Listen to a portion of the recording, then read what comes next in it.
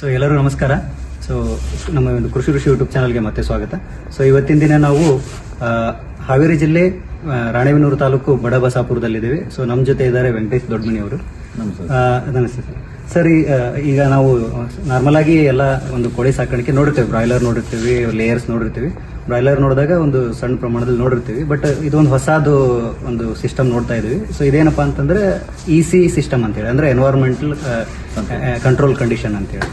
So ಇಲ್ಲಿ ಏನಂತಂದ್ರೆ temperature, humidity, so ಎಲ್ಲ ಕಂಟ್ರೋಲ್ ಅಲ್ಲಿ ಇರುತ್ತೆ, ಒಂದೇ ಸಮನಾಗಿರುತ್ತೆ. ಅದ್ರ ಜೊತೆಗೆ ಇವರು ಒಂದು IB ಅನ್ನೋ ಒಂದು ಕಂಪ್ನಿ ಜೊತೆಗೆ ಟೈಅಪ್ ಮಾಡ್ಕೊಂಡಿದ್ದಾರೆ, ಅಂದ್ರೆ ಕಾಂಟ್ರಾಕ್ಟ್ ಫಾರ್ಮಿಂಗ್ ಅಲ್ಲಿ. ಸೊ ಬೈಬ್ಯಾಕ್ ಸಿಸ್ಟಮ್ ಇದೆ. ಸೊ ಇವತ್ತಿನ ದಿನ ಈಗ ಅವ್ರ ಮೂಲಕನೇ ತಿಳ್ಕೊಳ್ಳೋಣ. ಸೊ ಇದು ಕಂಪ್ನಿ ಏನು, ಸೊ ಇದನ್ನ EC ಎಷ್ಟು ಇನ್ವೆಸ್ಟ್ಮೆಂಟ್ ಆಯ್ತು, ಸೊ ಇದನ್ನ ಹೇಗೆ ಅವ್ರು ಬೈಬ್ಯಾಕ್ ಅಲ್ಲಿ ಮಾರಾಟ ಮಾಡ್ತಾ ಇದ್ದಾರೆ. ಸರ್ ನಮಸ್ಕಾರ. ನಮಸ್ತೆ ಸರ್. ಸರ್ ತಮ್ಮ ಹೆಸರು? ನಮ್ಮ ಹೆಸರು ವೆಂಕಟೇಶ್ ದೊಡ್ಡಮನಿ ಅಂತ. ಊರು ಬಡಬಸಾಪುರ, ರಾಣೆಬೆನ್ನೂರು ತಾಲೂಕು, ಹಾವೇರಿ ಡಿಸ್ಟಿಕ್. ಸೊ ಇದು ಯಾವ ರೀತಿ ಕೋಳಿ ಫಾರ್ಮ್ ಮಾಡ್ತೀವಿ? ನಮ್ದು ಬಾಯ್ಲರ್ ಸರ್. ಓಕೆ, ಬಾಯ್ಲರ್ ಕೋಳಿ ಫಾರ್ಮ್. ನಮ್ದು ಶೆಡ್ ಸೈಜ್ ಇರೋದು 45 ಅಡಿ ಆಗಲ್ಲ, 200 ಅಡಿ ಉದ್ದ. ಚಿಕ್ಸ್ ಕೆಪಾಸಿಟಿ ಇರೋದು 11,500 ಕೆಪಾಸಿಟಿ ಇದೆ. ನಾವು ಶೆಡ್ ಅಲ್ಲಿ 10,500, 1,000 ಕಮ್ಮಿನೇ ಮರಿ ಹಾಕ್ಸಿಂತಿದ್ವಿ. 10,500 ಕೆಪಾಸಿಟಿ ಮರಿ ಹಾಕ್ಸಿಂತಿದ್ದೀವಿ. ಯಾಕಂದ್ರೆ ಸ್ಪೇಸ್ ಫ್ರೀ ಇದ್ದಷ್ಟು ವೇಟ್ ಜಾಸ್ತಿ ಬರುತ್ತೆ ಅಂತ, ತೂಕ ಜಾಸ್ತಿ ಬರಲಿ ಅಂತಂದು 1,000 ಮರಿ ಕಮ್ಮಿ ಹಾಕ್ಸಿಂತಿದ್ವಿ. ಸೊ ಇದು ಎಷ್ಟು ಇನ್ವೆಸ್ಟ್ಮೆಂಟ್ ಆಯ್ತು? ಟೋಟಲ್ ಇನ್ವೆಸ್ಟ್ಮೆಂಟ್ ಸರ, ಪ್ರೊಡಕ್ಷನ್ ಇದು ಕನ್ಸ್ಟ್ರಕ್ಷನ್ ವಿತ್ ಕಂಪ್ನಿ ಮಟೀರಿಯಲ್ಸಿಗೆ ಟೋಟಲ್ 50 ಲಕ್ಷ. ಜನರೇಟರ್, KEB ಎಲ್ಲ ಟೋಟಲ್ ಇನ್ವೆಸ್ಟ್ಮೆಂಟ್, ಓಪನಿಂಗ್ ಅನ್ನೋದಕ್ಕೆ ಟೋಟಲ್ 50 ಲಕ್ಷ ಇನ್ವೆಸ್ಟ್ಮೆಂಟ್ ಇದೆ. ಹೊಸದಾಗಿ ಏನೇನು ಅಳವಡಿಸ್ಕೊಂಡಿದ್ದಾರೆ ಇದರಲ್ಲಿ? ಹೊಸದಾಗಿ ಎಲ್ಲ ಸರ್ ಎಲ್ಲ ಕಂಪ್ನಿನ ಅಳವಡಿಸ್ಕೊಡುತ್ತೆ. ನಮ್ದು ಓನ್ಲಿ ಕನ್ಸ್ಟ್ರಕ್ಷನ್ ಅಷ್ಟೇ, ವಿತ್ ಎಲ್ಲ ಇನ್ಸ್ಟಾಲೇಷನ್ ಎಲ್ಲ ಅವ್ರದೇ ಕಂಪ್ನಿ ಕಡೆಯಿಂದಾನೇ ಇರುತ್ತೆ. ಎಲ್ಲ ಕಂಪ್ನಿ ಕಡೆಯಿಂದ ಇರುತ್ತೆ, ಪೂರ್ತಿ ರೆಸ್ಪಾನ್ಸಿಬಲ್ ಅವ್ರದೇ ಇರುತ್ತೆ. ಏನಾರ ಕಂಪ್ನಿ ಈ ಬಂದಿರೋ ಇಕ್ವಿಪ್ಮೆಂಟ್ಸ್ ಅಲ್ಲಿ ಏನಾರ ಪ್ರಾಬ್ಲಮ್ ಇದ್ರೆ ಕಂಪ್ನಿ ಕಡೆಯಿಂದಾನೇ ಎಲ್ಲ ಈಗ ಅರೇಂಜ್ಮೆಂಟ್ ಇರುತ್ತೆ. ಸೊ ಇವೆಲ್ಲ ಬಟ್ ನೀವು ದುಡ್ಡು ಕೊಡ್ಬೇಕು. ಸೊ ಇದು ವಾಟರ್ ಫೀಡರ್ಗೆ ಎಷ್ಟಾಯ್ತು? ಟೋಟಲ್ ಇನ್ವೆಸ್ಟ್ಮೆಂಟ್ 18 ಲಕ್ಷ ರೀ. ವಾಟರ್ ಫೀಡರ್ ಅಷ್ಟೇ? Water feed, cooling pad, fan, ಅದು ಪ್ಯಾನಲ್ ಬೋರ್ಡ್ ಎಲ್ಲ ಈ ಲೈಟಿಂಗ್ಸ್ ವಿತ್ ಎಲ್ಲ ಲೈಟಿಂಗ್ಸ್ ಸೇರಿ 18 ಲಕ್ಷ ರೂಪಾಯಿ. ಸೊ ಎಲ್ಲ ಅವ್ರ ಕಡೆಯಿಂದಾನೆ? ಎಲ್ಲ ಅವ್ರ ಕಡೆಯಿಂದ. ಇನ್ಸ್ಟಾಲೇಷನ್ ಕೂಡ ಅವರ ಬಂದು ಫಿಟ್ ಮಾಡಿ ಕೊಡ್ತಾರೆ. Okay. So 18 lakh water feeder, ಇವೆಲ್ಲ cooling, lightings with panel board ಎಲ್ಲ. ಓಕೆ. ಉಳಿದಿದ್ದು ನಿಮ್ದು ಬಿಲ್ಡಿಂಗ್ ಕನ್ಸ್ಟ್ರಕ್ಷನ್, ಆಮೇಲೆ ಜನರೇಟರ್ಗೆ 4 ಲಕ್ಷ ಇನ್ವೆಸ್ಟ್ಮೆಂಟ್. ಆಮೇಲೆ KEBಗೆ ನಾವು ಸ್ಟಾರ್ಟಿಂಗ್ 2 ವರ್ಷದಿಂದ ಮಾಡ್ಕೊಂಡಾಗ 2 ಲಕ್ಷ ರೂಪಾಯಿ ಕಟ್ಟಿದ್ವಿ. ಅಂದ್ರೆ ನೀವು ಜನರೇಟರ್ ಹಾಕೋ ಉದ್ದೇಶ ಒಟ್ಟು ಕರೆಂಟ್ ಹೋಗೋ ಹಾಗಿಲ್ಲ? ಕರೆಂಟ್ ಹೋಗಂಗಿಲ್ಲ. 24 ಅವರ್ಸ್ ಮರಿ ಬಂದು ಸೆಕೆಂಡಿಂದನೂ ಮರಿ ಕೋಳಿ ಲಿಫ್ಟಿಂಗ್ ಆಗೋವರೆಗೂ 24 ಅವರ್ಸ್ ಕರೆಂಟ್ ಇರಲೇಬೇಕು. ಓಕೆ. ಕರೆಂಟ್ ಬಿಲ್ ಏನು ಬರ್ತೈತ್ರಿ? ಕರೆಂಟ್ ಬಿಲ್ 25,000 ವರೆಗೂ ಬರುತ್ತೆ ಪರ್ ಮಂತ್. ಈಗ ಎಷ್ಟು ದಿನಕ್ಕೆ ಲಿಫ್ಟ್ ಆಗ್ತೈತ್ರಿ? ಟೋಟಲ್ 36 ರಿಂದ 37 ಡೇಸ್ ಲಿಫ್ಟಿಂಗ್ ಮಾಡ್ತಾರೆ. ಮರಿ ಕೊಟ್ಟು 37 ರಿಂದ 38 ದಿನ ಲಾಸ್ಟ್. ಸೊ ಮರಿ ಅವರೇ ತಂದು ಕೊಡ್ತಾರೆ? ಮರಿ ಎಲ್ಲ ಅವರೇ ಕೊಡ್ತಾರೆ. ಫುಡ್ ಅವ್ರದೇ, ಮೆಡಿಸಿನ್ ಅವ್ರದೇ. ಸೂಪರ್ವೈಸರ್ಗಳು ವಾರಕ್ಕೆ 1 ಟೈಮ್ 2 ಟೈಮ್ ವಿಸಿಟ್ ಕೊಡ್ತಾರೆ. ಎಲ್ಲ ಕಂಪ್ನಿ ಕಡೆಯಿಂದ ರೆಸ್ಪಾನ್ಸ್ ಇರುತ್ತೆ. ಏನಾದ್ರು ಸಪೋಸ್ ಮಿಷಿನರಿ ಏನೋ ಪ್ರಾಬ್ಲಮ್ ಇದ್ರೆ ಅವರು ಟೆಕ್ನಿಷಿಯನ್ ಕಳಿಸಿ ಅವರೇ ರೆಡಿ ಮಾಡಿಸ್ಕೊಡ್ತಾರೆ ಎಲ್ಲ. ಓಕೆ. ಸೊ ಎವರೇಜ್ ವೇಟ್ ಏನಾಗುತ್ತೆ ಇದು? Average weight 2.45, 2.5. ಓಕೆ. ನಮ್ಮ ಇದು ನಾವ್ ಹೆಂಗ್ ಕ್ಲಿಯರೆನ್ಸ್ ಮೇಂಟೈನ್ ಮಾಡ್ತೀವೋ ಅದ್ರ ಮೇಲೆ ಬರುತ್ತೆ. ಓಕೆ. ಸೊ ಹೆಂಗ್ ಕೆಜಿ ಇದು ಸ್ಟ್ಯಾಂಡರ್ಡ್ ನಮಗೆ 11.50 ರೂಪಾಯಿ ಐತ್ರಿ. ಈಗ CFCR ಫಸ್ಟಿಗೆ FCR ಬೇಸ್ ಮೇಲೆ ಇತ್ರಿ. ಈಗ ಈ ಬ್ಯಾಚ್ ಇಂದ CFCR ಬೇಸ್ ಮಾಡ್ಯಾರಿ. 1.6 FCR ಇದ್ರೆ 11 ರೂಪಾಯಿ 50 ಪೈಸೆ ಮಾಡ್ಯಾರಿ. ಓಕೆ. ಅದಕ್ಕಂತೂ ಬಿಲೋ ಕಮ್ಮಿ ಬಂತಂದ್ರೆ ರೇಟ್ ಆಟೋಮೆಟಿಕ್ ರೈಸ್ ಆಗ್ತಾ ಹೋಗುತ್ತೆ. 1.5 FCR ಕಮ್ಮಿ ಆದಂಗೆ 1 ರೂಪಾಯಿ ಜಾಸ್ತಿ ಆಗಂತ ಹೋಗುತ್ತೆ. ಓಕೆ. ಸೊ ಈ CFCR ಅಂದ್ರೆ? ಇದು FCR ಗೊತ್ತಿದೆ ನಮಗೆ. FCR ಗೊತ್ತಿದೆ ರೀ. ಇದು CFCR ಅಂದ್ರೆ ಬಾಡಿ ವೇಟ್ ಕನ್ವರ್ಷನ್ ಮಾಡ್ಕೊಂಡು ವೇಟ್ ಕ್ಯಾಲ್ಕುಲೇಷನ್ ಮಾಡ್ತಾರೆ. ಅದು ಫಸ್ಟಿಗೆ 1.6 FCR ಮೇಲೆ ಹೋದ್ರಿ. ಈಗ CFCR ಬೇಸ್ ಅಂದ್ರೆ 1.55 ಬೇಕ್ರಿ ನಮಗೆ. 11 ರೂಪಾಯಿ 50 ಪೈಸೆ ರೇಟ್ ಹೋಗ್ಬೇಕಂದ್ರೆ 1.55 ಬೀಳ್ಬೇಕು CFCR. ಅದಿದ್ರೆ ಮಾತ್ರ 11 ರೂಪಾಯಿ 50 ಪೈಸೆ ಬೀಳುತ್ತೆ. ಅದಕ್ಕಂತ ಜಾಸ್ತಿ ಆತಂದ್ರೆ ಕಡಿಮೆ ಆಟೋಮೆಟಿಕ್ ರೇಟ್ ಕಮ್ಮಿ ಆಕಂತ ಹೋಗುತ್ತೆ.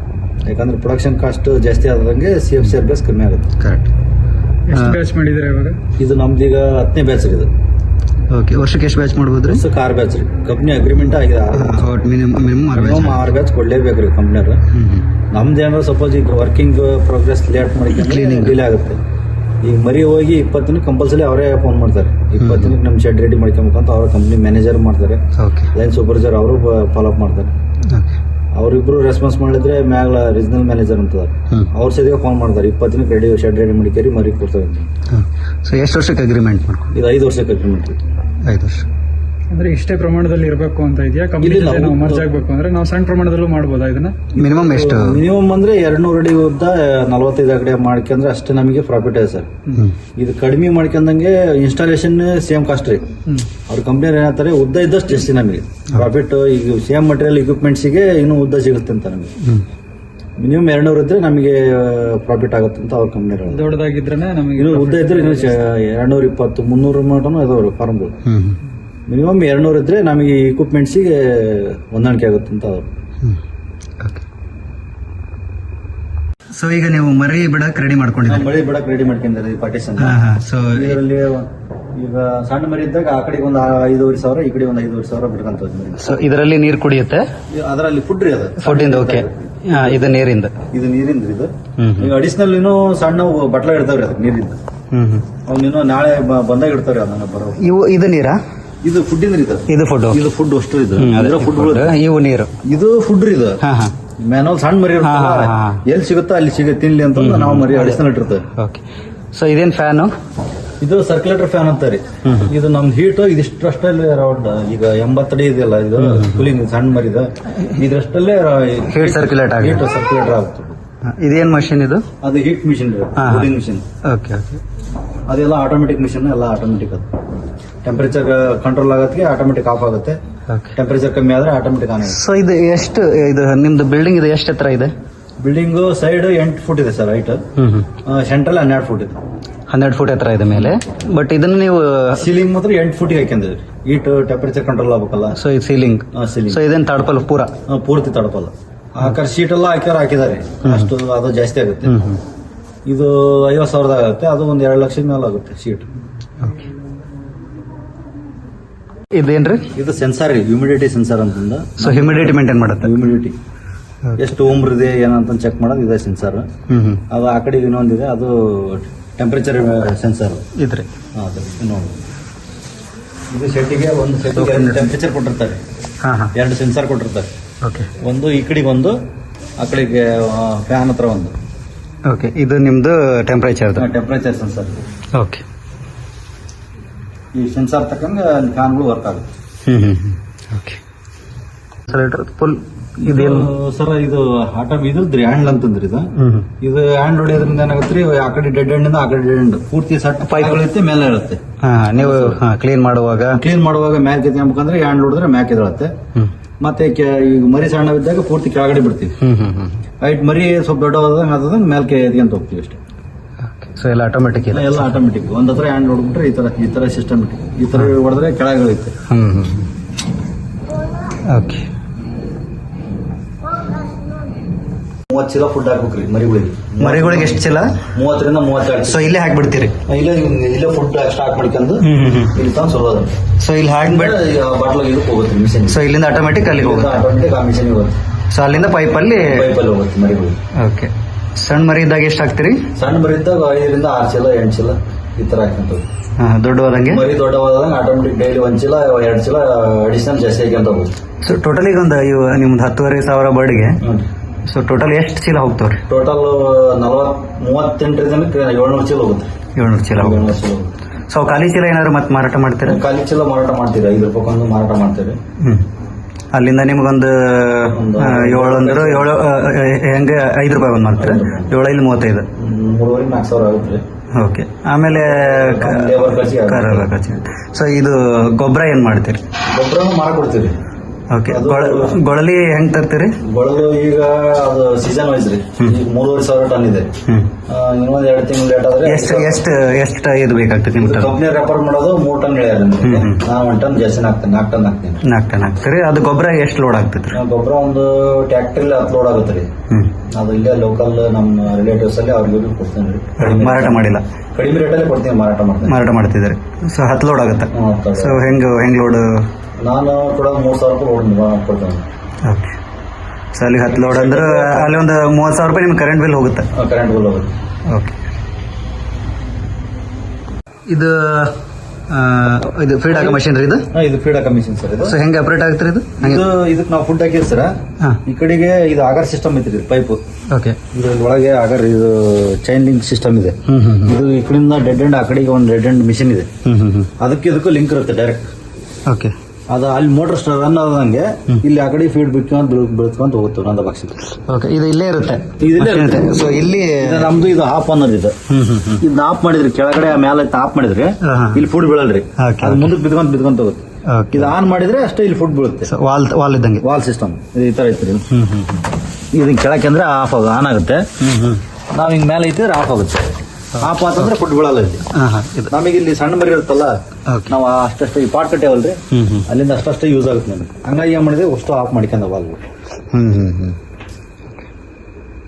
ಈಗ ಆಫ್ ಮಾಡಿರ್ತಾವ್ರಿ, ಇಲ್ಲಿ ಫುಡ್ ಹಾಕಿಬಿಟ್ರೆ ಆಟೋಮೆಟಿಕ್ ಹೋಗ್ತಿರುತ್ತೆ. ಅಲ್ಲಿ ಲಾಸ್ಟ್ ಡೆಡ್ ಎಂಡ್ ಒಂದು ಸೆನ್ಸಾರ್ ಕೊಟ್ಟಿದ್ದಾರೆ. ಆ ಸೆನ್ಸಾರ್ ಅದು ಫುಡ್ ಫುಲ್ ಆಗ್ಬಿಟ್ರೆ ಆಫ್ ಆಗುತ್ತೆ ಸೆನ್ಸಾರ್. ಸೊ ವಾಟರ್ ಹೆಂಗೆ ಆಗ್ತದ್ರಿ? ವಾಟರ್ದೆಲ್ಲ ಮ್ಯಾನುವಲ್ ರೀ. ಓಕೆ. ಅಲ್ಲಿ ಕುಕ್ಕಿ ತಿಂತಾವ, ಅಲ್ಲಿ ಬೀಳುತ್ತಾ? ಬಟನ್ ಇರ್ತಲ್ರಿ, ಇದನ್ನ ಕುಕ್ಕಿದಾಗ ಅಷ್ಟೇ ನೀರ್ ಬೀಳುತ್ತೆ, ಇಲ್ಲ ಅಂದ್ರೆ ನೀರ್ ಬರಲ್ಲ. ಸೊ ಎಕ್ಸ್ಟ್ರಾ ಬೀಳೋದು ಅದರಲ್ಲಿ ಬೀಳುತ್ತೆ. ಎಕ್ಸ್ಟ್ರಾ ಬೀಳೋದಿಲ್ಲ.